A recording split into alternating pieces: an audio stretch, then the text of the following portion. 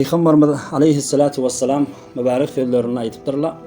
Men ahlasa lillahi 40 sabahan zaharat yanabi'ul hikmeh min kalbihi ila lisanih.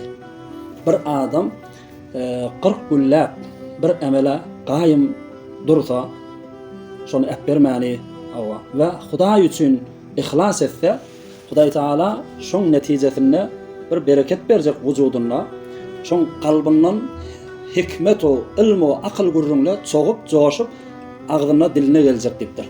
Yani ondan sonra neyme keplese, ilm olacak, akıla düşüp duran bir hakimane gurrunla olacak diptir da. Bes neyme oldu? Bir adam 40 gülle bir emele ihlas etmeli. Hop.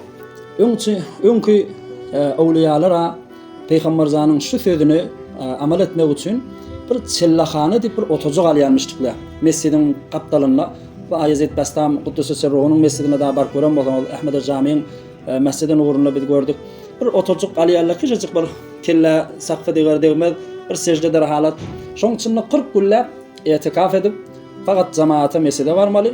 Bir de hacetxana etmeli. Bolmasa şoň içinde yatyanmıştıklar. Şu hadisi getirmek için. Oğum yana çellahane diýilýär adam adına. Indi ýöne biz bu zamanda imkany ýok da kynla mesela 40 gülle bir günde yatmak. Biz şu bolup ýörüşimiz, ýaşap ýörüşimizde bir iş etmeli. Näme? Çellahane derhane diýerler. Yani näme? Bir emeli 40 gülle dowam ettirmeli.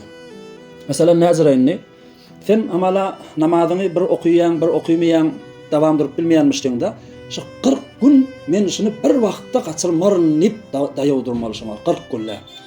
Bir tarih bellemeli, ahirki payan gününe yatıp koymaly. Şoňa çellin nimeli men erti namazy bolar, ikindi namazy bolar, geçirmelerden diýdi. Ýa-hop namazyň öňde geçirýän adam däýdim. Sen nimel 40 gün jemaatdan galmaýyn nimeli. Hop 40 gün jemaaty da barýan adam. 40 gün meselen tärissiz ayak başlapdy. Ýagyna bar çykdym däri kıljak. Kala bazarda bolayyn, dükanda bolayyn, edarada bolayyn, ýatsak kam bolsun. Awa şunu tärisimde ol kılıp duraýyn bilen. Hulasasy beter bereket eken Abdulwahid şunu. Heýber şunu hatman bir etden görüň. Näme dip?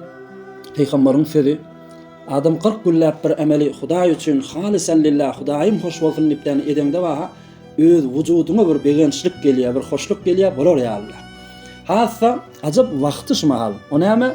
Meni Şaban ay golaydy, Recep aýynyň ahirleri, awa, ýani 10 gün ýalyk galdy. Aňarda bütün Şaban aýy bar, Ramazan şerife çelin bir 40 gün ma. Bilen? Arada aýetçilinim gelişikli adam özüni bir arasalasa. Bir teýýarlyk görse, aradan meselen bereketinden Hudaýyň rahmeti inip diýe, awa şeýle magfiret boljak diýe, şonu bir his edip biljek da adam soňra bilen. Bir ihsas bilen bir derk edip biljek şu manany. Allah'ın rahmeti üstünden goýulyp durallygyny, näme üçin Hudaý üçin öňçäk bir 40 güllap bir amala dowam etdirýär da. Ya meselen diýmeli 40 günüň içinde men goşynda aýdym taýy goýjak diýdim. Bilen? 40 güllap diýmel men hamala bir moga indi duraz mezlis bir sigar çekilýän bolsa ya meselen şonu ýalyk bir şoňa meňdeş aga men 40 güllap duýda aýyrjak güllap ýaşaýyş. Ya meselen 40 güllap men gıybetime aýyrjak güllap ma oturşykda gıybet etjekde.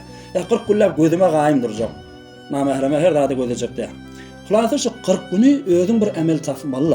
Sogapdanam kan, awa günahdanam kan